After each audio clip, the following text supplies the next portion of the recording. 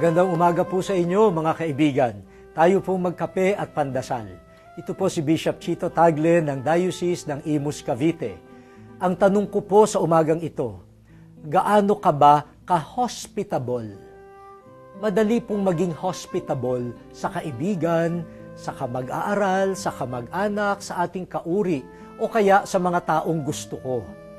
Ang hospitality po ay pagtanggap sa iba na tulad ng sarili. Hindi na natin sila itinuturing na iba sa atin.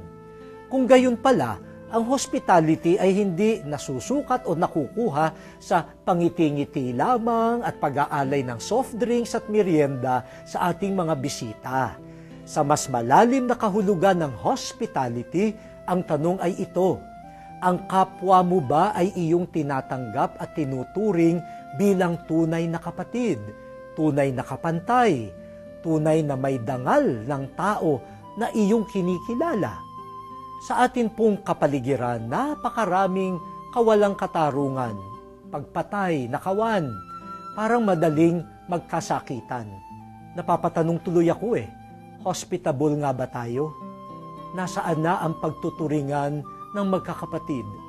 Sana po ibalik ang tunay na hospitality. Manalangin po tayo.